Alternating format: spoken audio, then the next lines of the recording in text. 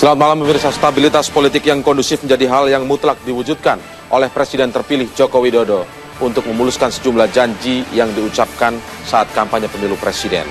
Bila melihat sejumlah peristiwa politik pasca Pilpres, sudah bisa dipastikan bila tidak ada perubahan komposisi di koalisi pendukung Jokowi JK di parlemen, sejumlah program pemerintahan Jokowi JK yang diajukan ke parlemen akan menghadapi rintangan.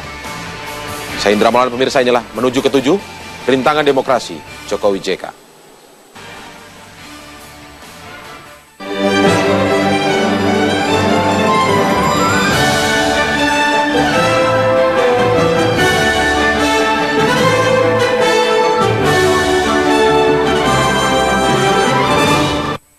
Koalisi Indonesia Hebat yang mendukung Joko Widodo dan Yusuf Kala sebagai Presiden dan Wakil Presiden terpilih Indonesia ternyata tidak otomatis membuat suasana politik tenang.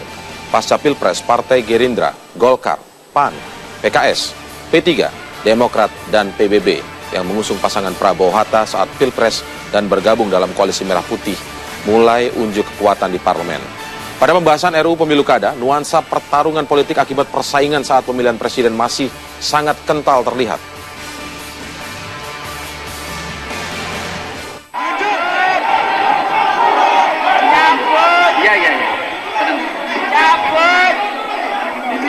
Pimpinan. Iya.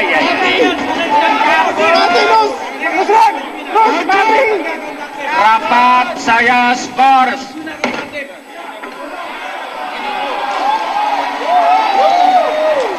Oke, skors dulu dengan pimpinan. Perkenankan kami, fraksi Partai Demokrat, untuk bersikap netral. Banci, hidup Demokrat! Banci, Demokrat! Dan mohon berkenan, kami fraksi Partai Demokrat mengambil sikap untuk walk out. Pak Ketua.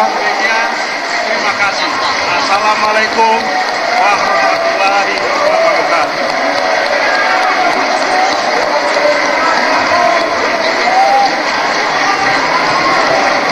Pecundang.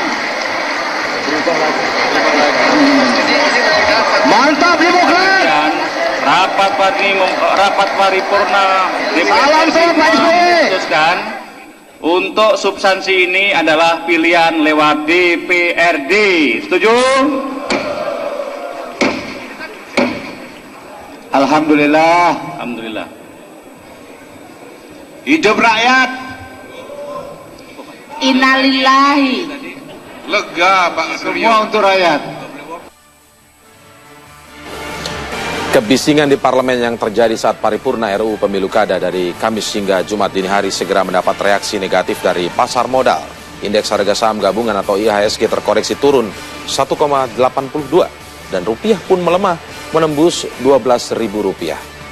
Berdasarkan hasil pemilu legislatif, sudah bisa dipastikan kekuatan koalisi Merah Putih di parlemen sangat dominan, dan bila tidak ada parpol dari koalisi itu yang beralih dukungan ke koalisi Indonesia Hebat, sudah dapat dipastikan akan sangat sulit kebijakan pemerintah di parlemen akan mulus diterima. Banyak pihak mengimbau memanasnya suasana politik yang tercipta saat Pilpres lalu segera diakhiri untuk menciptakan situasi politik yang kondusif. Tapi memang kalau yang undang-undang revisi itu kita perlu apa? Di Dewan perlu kuat. Nah ini kita belum kuat. Tapi sebentar lagi kuat. Bapak Ibu harus yakin.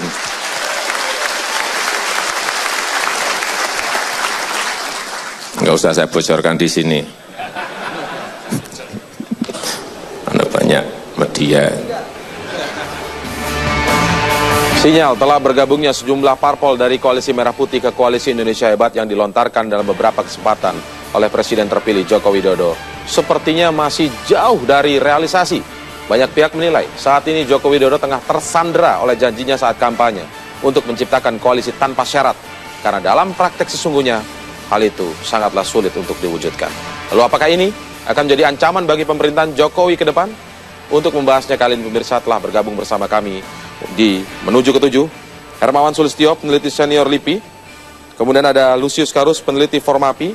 dan pakar hukum tata negara Haryono yang bergabung dari Surabaya, Jawa Timur. Baik, kami persilakan. Bang Kiki, apa kabar? Baik. Selamat malam, Bang Lusius. Kita masih juga menantikan Arya Bima yang merupakan politikus PDI Perjuangan, tapi kita masih menunggu kehadirannya, begitu Bang Kiki. Okay. Kemudian kita sapa Pak Haryono. Selamat malam, Pak Haryono. Terima kasih sudah bergabung bersama kami di Menuju ke 7. Baik, saya akan mulai dengan yang terkini terjadi, begitu ya. Kita lihat hari ini ada putusan MK soal Undang-Undang MD3. MK kita tahu semua telah menolak seluruh gugatan yang diajukan, terutama yang diajukan oleh PDI Perjuangan. Saya ingin Pak Haryono menilai terlebih dahulu, Pak Haryono, apakah ini artinya memang koalisi Indonesia Hebat yang digagas oleh PDI Perjuangan, di situ ada Joko Widodo dan Yusuf Kala, lagi-lagi kalah dalam pertarungan soal kebijakan dengan koalisi Merah Putih. Bagaimana Pak Haryono melihat ini?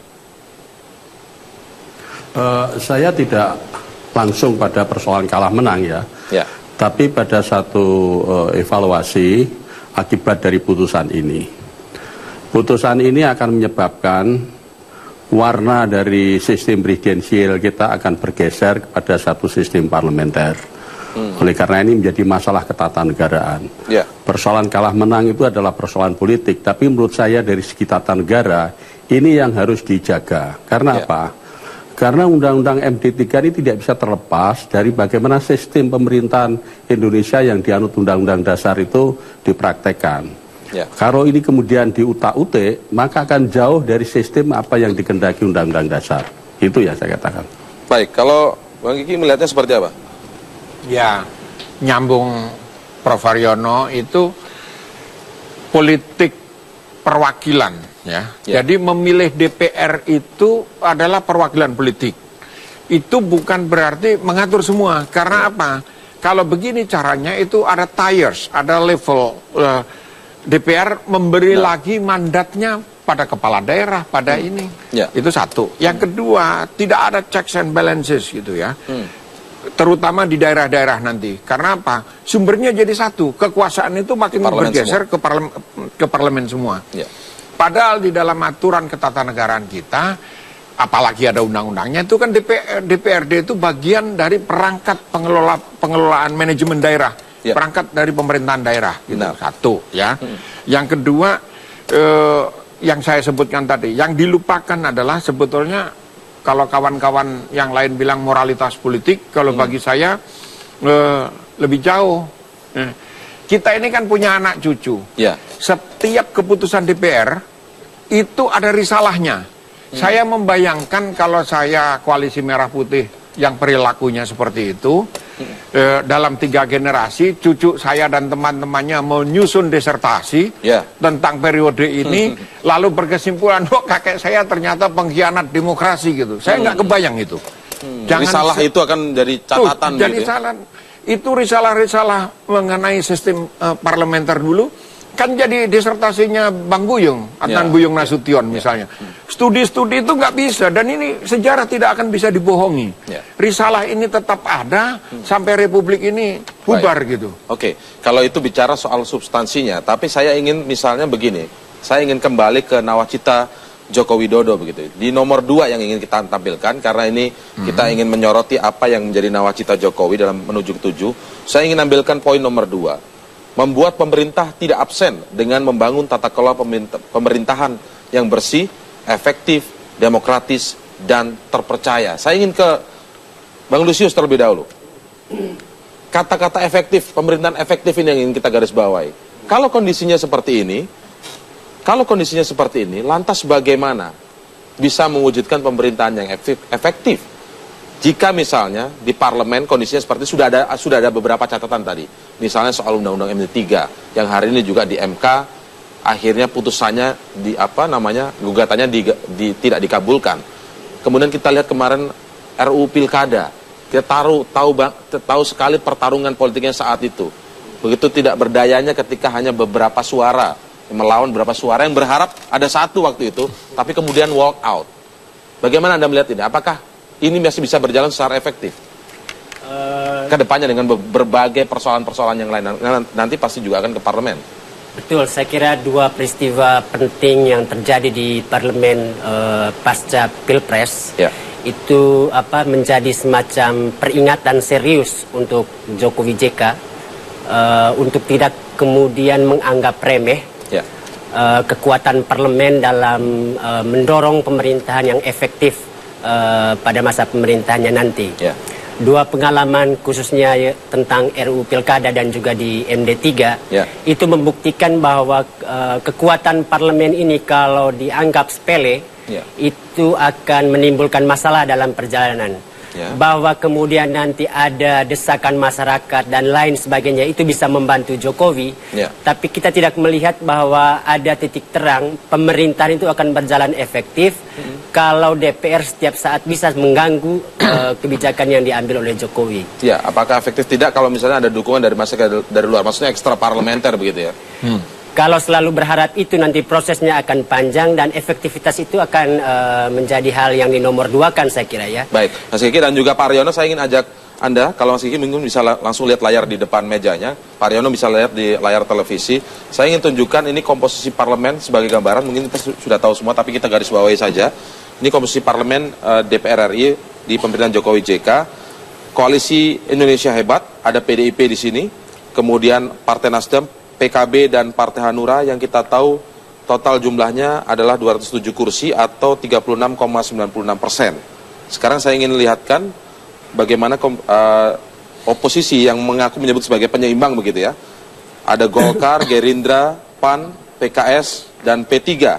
Jumlahnya adalah 292 kursi atau 52,15%. Masih ada satu lagi yaitu Partai Demokrat yang kemudian adalah netral. 10,89%. Yang kemarin dalam RUU Pilkada begitu ya, tapi bukan dengan komposisi yang sekarang, masih pemerintah, masih yang lama, walk out saat itu. Nah, bagaimana melihat komposisi yang seperti ini? Apakah kebijakan-kebijakan pro rakyat, kebijakan-kebijakan yang bagus, yang konstruktif untuk pembangunan, kemudian bisa terhambat di parlemen? Nanti kita akan mengulasnya di segmen selanjutnya. Tetaplah bersama kami di Menuju ke 7. Jadi kayak maksudnya, apakah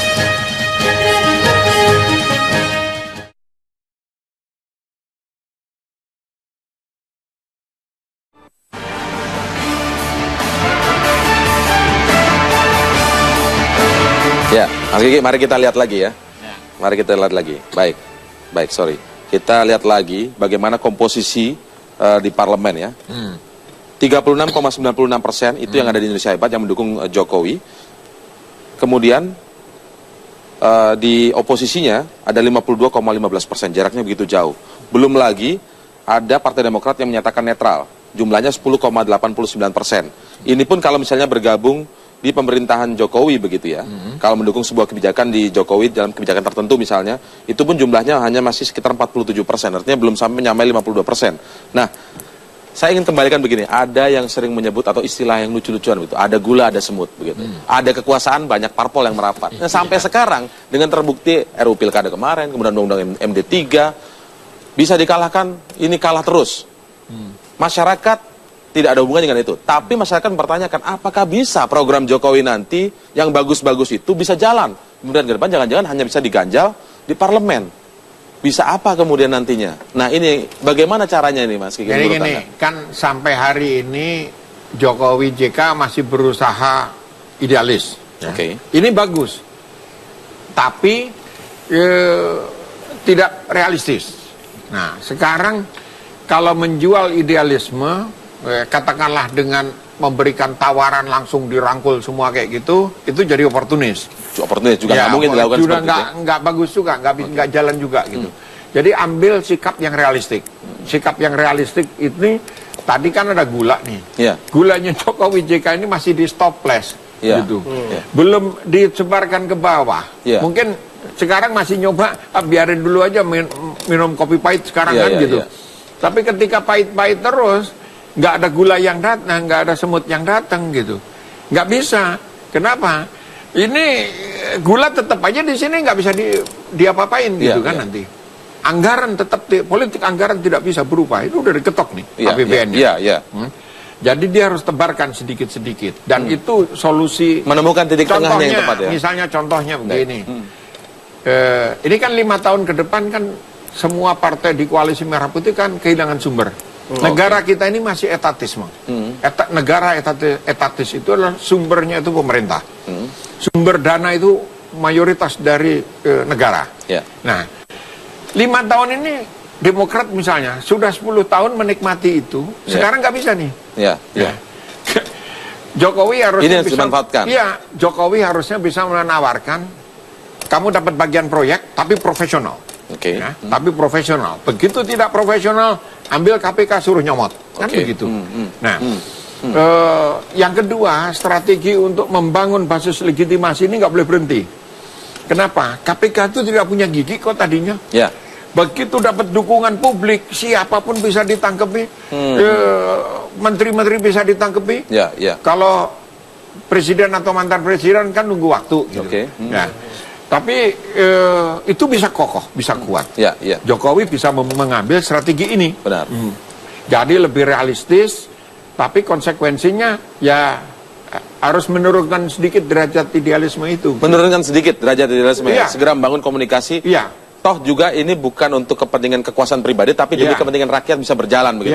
Dan semut-semutnya kan sudah mulai merapat nih, ada satu-satu keluar satu-satu. Mulai merapat, ada yang balik lagi begitu, karena RUU Pilkada ternyata. Karena apa? Dia datengin kan, gulanya belum banyak disebar, balik lagi kan dia. Baik, saya ke Pak Haryono. Pak Haryono, kalau kita lihat sebenarnya sistem pemerintahan kita adalah sistem presidensial sebenarnya. Tidak tergantung dengan parlemen, tidak tergantung dengan DPR. Tetapi kalau kita lihat realisasinya di lapangan begitu ya, Pak Haryono, sudah ada contohnya juga kemarin RUU Pilkada, kemudian Undang-Undang MD3. Kita nggak tahu ada apa lagi nanti ke depan yang bisa mengganjal nih. Sebenarnya niatnya bagus dari Jokowi, terganjal. Apa Pak, bagaimana sebenarnya menurut Anda secara ketatanegaraan hal ini sebenarnya tidak menyandera Jokowi? Jadi begini Mas, sistem presidensial kita beda dengan sistem presiden Amerika. Presidensial Amerika diikuti oleh separation of powers. Sehingga ada kemungkinan kohabitasi. Ada partai yang di Kongres menang tapi tidak punya presiden. Ini menjadi satu persoalan sendiri. Tapi kita tidak menganut separation of powers. Tidak menganut separation of powers-nya adalah bahwa setiap undang-undang itu harus ada persetujuan presiden dan DPR. Itu tidak terdapat di Amerika. Oleh karena itu, kita bicara persoalan yang berkaitan dengan oposisi, ini sebenarnya tidak ada tempat di dalam sistem kita. Tidak ada tempat sebenarnya Pak ya?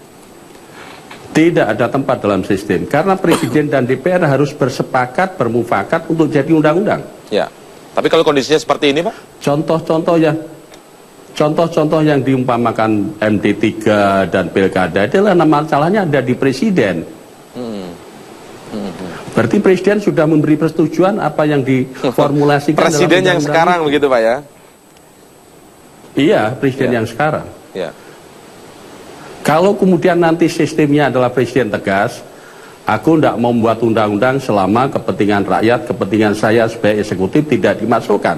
Nggak jadi undang-undang itu. Dan kalau undang-undang nggak jadi itu bukan kesalahan Presiden, karena pembentuk undang-undang adalah DPR. Oke, kalau tidak bersepakat seperti itu. Jadi tergantung presiden dan Pilkada MD3 adalah tergantung presiden yang sekarang begitu ya. Belum presiden terpilih begitu. Tergantung presiden. Baik, saya ajak Pak Haryono kalau begitu kita melihat sejumlah potensi permasalahan yang akan ada ke depan begitu. Dalam waktu dekat aja lah, paling tidak. Saya ingin tunjukkan melalui infografik.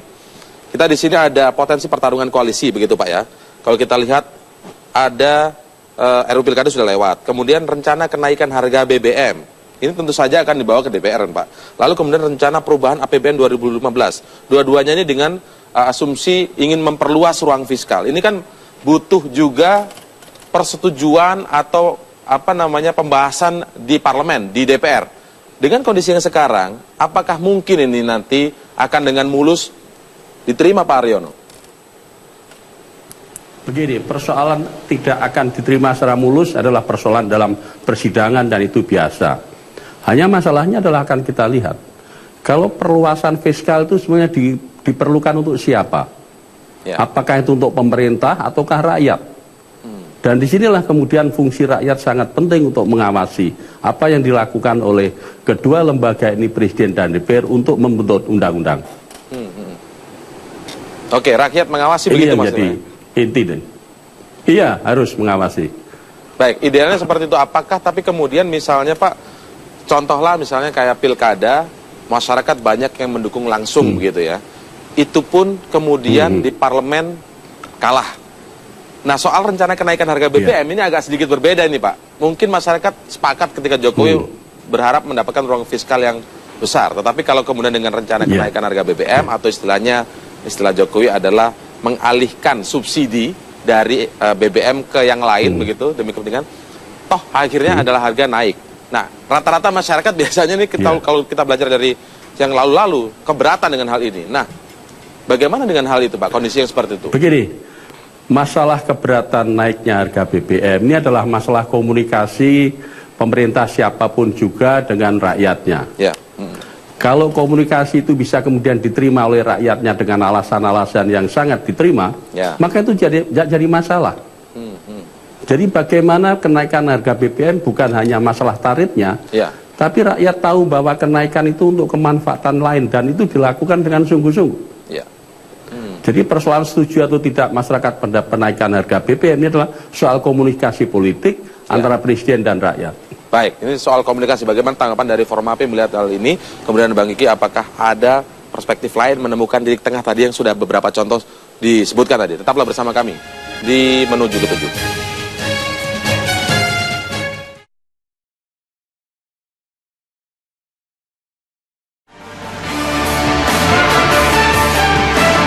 Ya, tentu bukan pesimisme yang ingin kita hadirkan dalam forum diskusi kali ini dalam Menuju ke 7, tapi tentu saja gambaran yang real yang ada, sudah ada 2 MD3 RUU Pilkada, bukan kita ingin mengulang-ulang hal ini, tapi apakah ini yang akan jadi gambaran ke depan? Saya ingin bertanya seperti ini, apakah sekarang ini ada kesan Jokowi ini tersandra dengan prinsip idealnya, koalisi tanpa syarat, sehingga ketika akan merubah sedikit saja takut ditinggalkan oleh pendukungnya atau masyarakat yang mendukungnya, karena memang luar biasa dukungan dari masyarakat saat itu dalam Pilpres, tetapi kenyataannya dia tidak mampu juga, belum mampu juga untuk menarik parpol-parpol lain yang tentu saja bergabung dengan syarat. Secara realistisnya seperti itu. Apakah Bang Lusius melihat ini akan menjadi sebuah masalah tersendiri? Apakah harus menurunkan sedikit nilai idealismenya Jokowi seperti itu atau bagaimana, Bang Lusius? Ya, saya pikir saya setuju tadi dengan Bapak yang dari Surabaya tadi, yang mengatakan pentingnya komunikasi gitu ya. Dan seperti yang Mas Kiki juga bilang tadi, Jokowi perlu menurunkan sedikit derajat idealismenya itu, karena saatnya sudah harus bertarung dengan masalah-masalah yang nyata. Sebentar lagi dia akan menjadi presiden, dan tugas utama dia melayani kepentingan rakyat, jangan sampai kemudian dihalang-halangi oleh karena masalah komunikasi dia dengan partai politik itu belum selesai. Nah, 560 anggota DPR RI itu sebenarnya kan bukan siapa-siapa. Mereka ini berada di bawah ketiak ketua partai masing-masing. Sehingga kemudian memang kunci yang harus dibangun Jokowi dari awal itu bagaimana berkomunikasi atau membuka ruang komunikasi dengan pimpinan partai politik. Itu yang paling penting untuk saya, untuk kemudian mendapatkan sedikit jaminan awal dari partai-partai politik untuk mendukung Jokowi di pemerintahannya nanti. Upaya itu sudah terlihat belum menurut Anda sejauh ini? Misalnya dengan memberikan sinyal, apakah ini berhubungan langsung atau tidak, tapi saya ingin melihat seperti memberikan sinyal 16 kursi di kabinet untuk profesional parpol. Apakah ini sebuah sinyal sebenarnya untuk menawarkan kesana? Tapi toh juga belum ada yang bergabung juga ya. Dari hasil pilkada itu kita lihat. Ya, sinyal itu yang kelihatan sulit dilihat dari Jokowi sekarang ya. Tapi beberapa kali seperti yang pada pembukaan acara ini tadi kita mendengarkan bahwa dia punya janji parlemen nanti itu akan bisa stabil gitu. Tapi kan itu belum kelihatan kemudian langkah-langkah nyata Jokowi membangun komunikasi dengan partai politik. Yang sejauh ini kita lihat dia tetap membangun jarak kemudian dengan koalisi Merah Putih. Dan semoga saja ada kemudian kelompok lain di koalisi Jokowi JK ini yang kemudian bergerak untuk membangun komunikasi itu. Karena kita tahu kunci di kelompok parlemen. Lain ini maksudnya apa? Tim suksesnya atau apa dari tim Jokowi itu ya. Karena kita tahu kan kunci di parlemen itu sebenarnya di ketua-ketua partai itu. Yang 560 di parlemen akan itu mengikuti. Akan mengikuti. Bahkan bisa diperintahkan dari luar negeri kalau ketua partainya mau. Bisa diperintahkan dari luar negeri. Walk out. seolah-olah koridornya ini agak buntu nih, DPR saja. Sebenarnya kan ada DPD, bikameral gitu kan? Ya, itu yang saya mau bilang. Kenapa? Ide dasar pembentukan DPD adalah DPR itu orang mewakili orang, ya.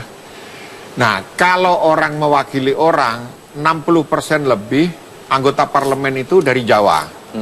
Ini tidak adil. Nah, lalu dibuatlah orang mewakili ruang. Oleh karena itu kita lihat satu orang, satu provinsi itu diwakili oleh 4 anggota DPD. Ya. Tetapi ini proses rekrutmennya. Begitu masuk ke Senayan, mereka ini senator, mereka itu anggota parlemen, status haknya itu sama gitu. Status haknya sama sebenarnya? Ya harusnya sama, didesain kayak gitu. Tapi kan orang tidak mau berbagi. Tidak mau berbagi kekuasaan gitu. Jadi dikunci oleh DPR ini sehingga DPD-nya tidak punya ruang gerak sama sekali gitu. Saya berkali-kali bilang pada mereka, tidak ada kekuasaan itu diberikan. Kekuasaan itu harus direbut. Dan direbut itu caranya dengan membangun basis politik yang cukup kuat gitu. Sehingga dalam kasus ini misalnya ini peluang luar biasa bagi DPD untuk memperkuat posisinya. Yaitu apa? Mereka kan punya kaki di daerah masing-masing. Ya, perwakilan provinsi langsung ya? Perwakilan provinsi langsung. Itu saja digerakkan dan ini bisa kerjasama dengan Jokowi. Jangan seperti sikap yang sekarang anggota DPD, wah gajinya sama, fasilitasnya sama anggota DPR, mereka dihujat-hujat, kerjanya banyak, kita santai-santai, mendingan diam aja gitu. Toh nggak dihujat juga? Nggak dihujat juga, jalan-jalan keluar negeri. Tapi Jokowi memang harus membangun komunikasi dengan DPD. Oh iya, karena apa? Basis legitimasi dan ini sudah dibuktikan. KPK itu bukan apa-apa dulu. Begitu dukungan publik meluas, nggak bisa kok dicegatin kan gitu. Nah ini bisa dilakukan lagi gitu untuk pemerintah satu rezim 5 tahun ini gitu. Kalau saya masih optimis. Masih optimis ya? Pak Haryono? Pak Haryono masih bergabung dengan menuju petunjuk? Baik Pak Haryono, kalau soal misalnya di DPR misalnya agak sulit begitu ya, harus ada upaya pendekatan komunikasi. Tapi bagaimana dengan DPD, Pak Haryono? Anda melihat apakah ini sebenarnya peluang bagi Jokowi untuk membangun komunikasi lebih besar lagi dengan DPD? Karena suara dan kewenangannya sama sebenarnya dengan DPR. Jadi begini Mas, di dalam jiwa dari penyusunan Undang-Undang Dasar ini adalah tidak atau menghindari zero sum game. Oleh karena itu unsur-unsur itu keberadaan meskipun terbatas dengan kewenangannya itu punya peran. Kalau pendekatannya zero sum game, maka ini bukan satu dasar daripada sistem kita.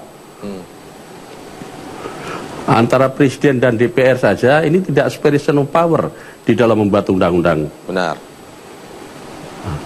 Oleh karena itulah penjiwaan terhadap undang-undang dasar yang sudah kita ubah ini, saya kira belum banyak yang paham ini. Hanya berorientasi kepada bagaimana apa yang saya lakukan dan yang paling banyak saya dapatkan dengan politik saya. Oleh karena itu politik menjadi sebuah politiking. Bukan politik sebagai pengabdian untuk melakukan apa yang dicita-citakan Undang-Undang Dasar, mewujudkan keadilan sosial bagi seluruh rakyat Indonesia. Tapi politiking Pak. Bicara ini menurut saya demokratisasi harus menjadi satu garusan. Karena tuntutan reformasi dulu salah satu diantaranya adalah juga demokratisasi. Sebuah demokratisasi kalau ukuran untuk pilkada kita ukur untuk 3 hal. Baik. The right to be candidate, hak untuk menjadi calon. The right to propose candidate, hak untuk mengusulkan calon, dan kemudian the right to vote. The right to be candidate sekarang sudah dengan undang-undang pilkada dikembalikan hanya calon-calon dari partai politik. Padahal dulu Mahkamah Konstitusi sudah membuka akan ada calon yang bisa dilakukan dari independen. Oleh karena itu right to be candidate dibuka oleh Mahkamah Konstitusi. Begitu the right to be candidate dibuka, maka the right to propose candidate pun dibuka. Artinya tidak sebatas yang ada di DPR, tapi juga dari kalangan masyarakat bisa mencalonkan. Baik. itu menjadi bagus karena dulu dipilih secara langsung, yaitu the right to vote. Sekarang ini menjadi satu pendangkalan dari demokrasi itu sendiri. Baik, satu pendangkalan. Baik, itu jika kita bicara substansi tentang undang-undang pilkada yang diparipurnakan di DPR kemarin. Tetapi kedepannya Pak, untuk langkah yang diambil oleh Jokowi, ketika dengan kondisi DPR, komposisi parlemen yang seperti itu, bagaimana Jokowi bisa berharap dengan peran atau membangun komunikasi dengan DPD, Pak? Apakah akan cukup banyak membantu? Saya kira karena kita bukan zero sum game, dan di dalam ruang-ruang itu akan ada satu dinamisasi, tetap bisa diberi tempat bagi DPD untuk memberikan ide-idenya di dalam membangun negara ini. Baik, Bang Lusius, kalau Anda melihat seperti ini bagaimana? Ketika DPD ini apakah memang masih memiliki peluang? Karena kita kan bikameral sebenarnya. Betul. Saya kira memang masalah utama juga di DPD selama ini itu dia tidak bisa menunjukkan dirinya bahwa dia ada. Tidak bisa menunjukkan dirinya bahwa dia ada. Jadi dia terlalu mengikuti arus atau perilaku seperti DPR. Apakah memang aturannya yang memenjarakannya seperti itu atau? Sebenarnya aturan itu kan seperti yang Mas Kiki bilang tadi. Dia sendiri bisa menunjukkan diri melalui berbagai macam cara. Dia wakil daerah. Dia sebenarnya menjadi sumber pertama, tempat di mana orang-orang bisa tahu tentang daerahnya. Tapi yang selama ini terjadi, di negara ini atau di pusat di Jakarta ini, orang-orang tahu tentang masalah daerah itu dari anggota DPR. Dan anggota DPD sendiri kelihatannya menikmati diri mereka tidak menjadi sorotan publik. Dan pendapatannya sama maksudnya seperti tadi. Kemudian memang yang diharapkan sekarang kalau DPD ini ingin tidak merengek di DPR untuk minta diberikan kewenangan yang lebih, sebenarnya dia bisa menunjukkan bahwa dia ada dan dia bisa berjuang mewakili daerahnya. Baik, apakah Jokowi mampu akan membangun benar-benar pemerintahan yang efektif dengan cara seperti apa, yang realistis tentu saja tanpa menanggalkan idealisme itu? Kita akan mengulasnya kembali di segmen keempat dalam Menuju ke 7 sesaat lagi.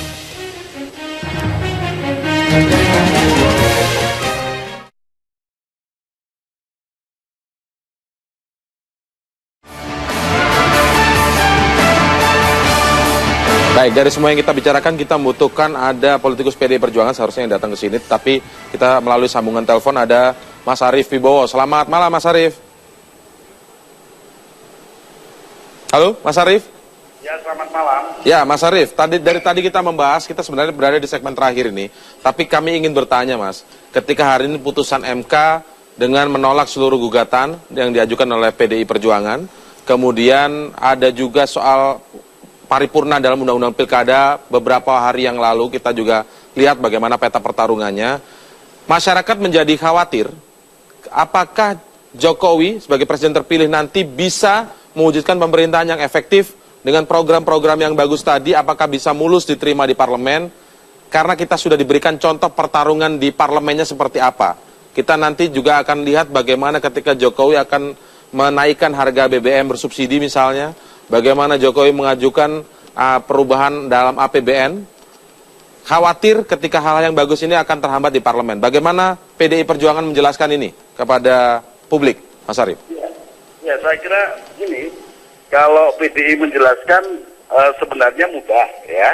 Tetapi yang saya kira mari kita jelaskan secara bersama-sama kepada publik, itu adalah bahwa ada situasi yang memang tidak cukup menguntungkan bagi pemerintahan kita di masa yang akan datang. Seperti ditolaknya gugatan kita di Mahkamah Konstitusi, saya kira itu satu tanda bahwa memang pertama tidak saja memprihatinkan, tetapi memang ada satu kekuatan politik yang mendorong sehingga melahirkan putusan di MK yang tidak memberikan ruang yang cukup bagi berlangsungnya pemerintahan yang efektif. Pemerintahan yang efektif tentu saja adalah pemerintahan yang mendapatkan dukungan dan pengawalan di DPR. Meskipun dukungan dan pengawalan itu tetap harus bersifat kritis. Jadi bukan dukungan yang babi buta. Nah, pertama adalah saya ingin sampaikan kepada rakyat, mari kita kawal lewat dalam situasi di mana parlemen terjadi ketimpangan, maka rakyat di luar harus turut mengawal, ya, dengan sebaik-baiknya. Baik, nah, Mas Arief, kalau bicara soal bagaimana masyarakat mengawal, apakah nanti di setiap kebijakan Jokowi masyarakat harus ikut mengawalnya dalam pengertian, misalnya pengertian ekstra parlementer di luar, karena kondisi di dalam misalnya sudah didominasi oleh penyeimbang, koalisi merah putih, begitu mereka menyebut dirinya. Nah, apakah ini akan efektif setiap saat begitu? Ketika kemudian di sisi lain, apakah Jokowi sampai saat ini masih belum mampu misalnya melobi-lobi atau melakukan lobby, mendapatkan dukungan dari parpol-parpol lain dari koalisi merah putih untuk memperkuat pemerintahannya? Ada masalah komunikasi politika atau seperti apa, Mas Arief? Ya, jadi begini, komunikasi politik kan sedang kita jalankan terus. Jadi komunikasi politik itu upaya yang normal saja, biasa saja, bukan sesuatu yang baru. Nah, hasilnya bagaimana kita juga belum tahu, karena Pak Jokowi dan Pak JK kan juga belum dilantik, begitu. Nah, maksud saya adalah bahwa masyarakat di luar ikut mengawal itu dalam pengertian mengingatkan. Saya tidak menyarankan untuk misalnya tiap hari demonstrasi dan lain sebagainya, tidak. Nah, yang kedua, tentu kita coba lihat nanti perkembangan di parlemen. Apakah betul teman-teman di koalisi merah putih itu adalah mereka tetap akan mendukung sejauh kebijakan yang ditelurkan, diterbitkan oleh pemerintah yang akan datang ini pro rakyat. Nah, yang memang kita khawatirkan jika kemudian situasinya mengeras asal pokoknya bukan.